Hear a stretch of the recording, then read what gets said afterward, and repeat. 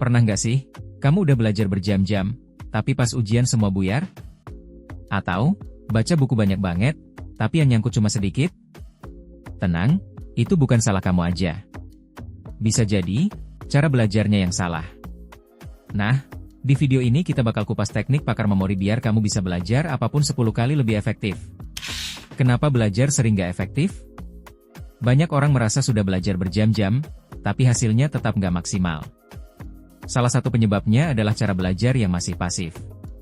Contohnya, cuma baca ulang catatan, menghafal teks bulat-bulat, atau sekadar menonton materi tanpa mencatat sama sekali. Masalahnya, otak kita punya keterbatasan. Kalau hanya menerima informasi tanpa diajak bekerja, otak cenderung cepat lupa. Informasi yang masuk sekilas akan hilang begitu saja, apalagi kalau tidak diulang atau digunakan. Itulah kenapa belajar sering terasa sia-sia. Supaya memori lebih kuat, otak perlu dilibatkan secara aktif. Artinya, kita harus pakai teknik yang bikin otak mengeluarkan informasi, bukan cuma menyerapnya.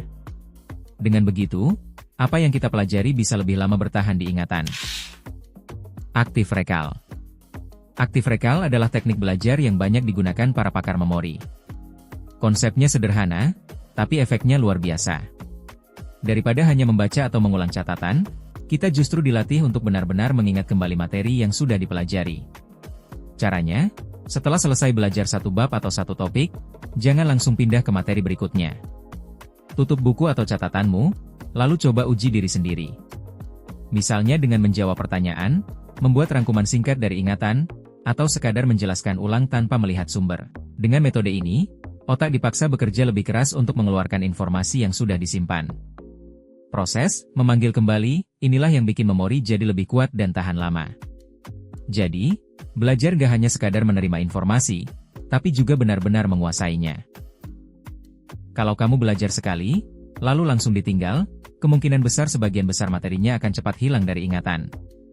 Otak kita memang punya pola alami untuk melupakan informasi yang jarang digunakan. Makanya, belajar sekali tanpa pengulangan seringkali nggak efektif. Spase repetition hadir sebagai solusinya. Teknik ini dilakukan dengan mengulang materi yang sama, tapi dengan jeda waktu tertentu.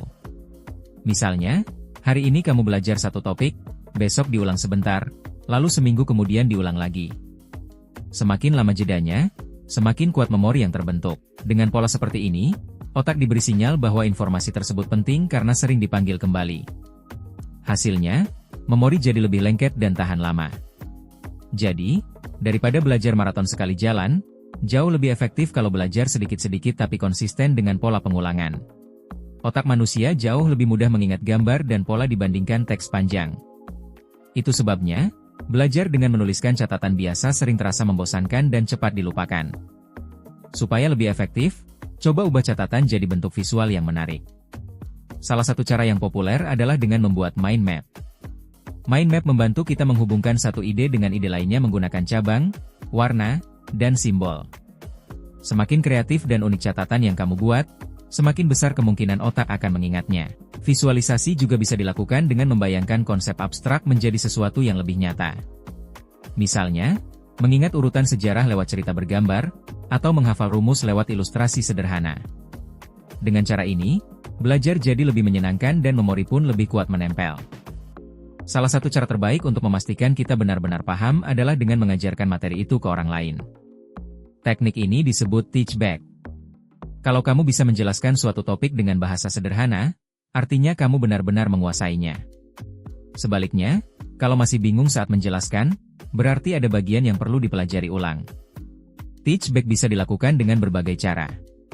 Kamu bisa ngajarin teman sekelas, bikin catatan seolah-olah lagi ngajarin orang lain, atau bahkan membuat konten sederhana di media sosial.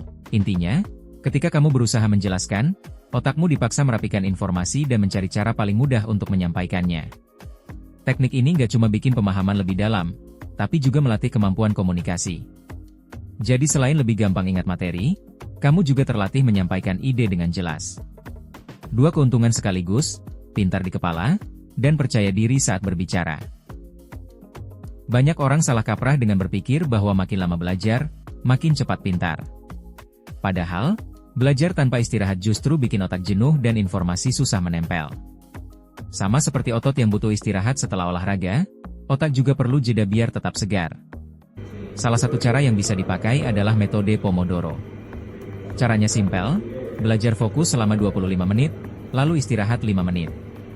Ulangi pola ini beberapa kali, dan setelah 4 sesi, ambil istirahat lebih panjang sekitar 15-30 menit. Dengan ritme ini, konsentrasi tetap terjaga tanpa bikin otak kelelahan. Istirahat bukan berarti malas, tapi bagian dari strategi belajar yang efektif. Saat otak diberi waktu rehat, informasi yang baru dipelajari akan diproses dan disimpan lebih baik. Jadi, jangan remehkan tidur cukup dan jeda singkat, karena itu justru kunci agar belajar lebih produktif. Jangan lupa like, subscribe, dan share video ini biar makin banyak yang tahu tentang sains di balik larangan makan babi. Sampai jumpa di video selanjutnya.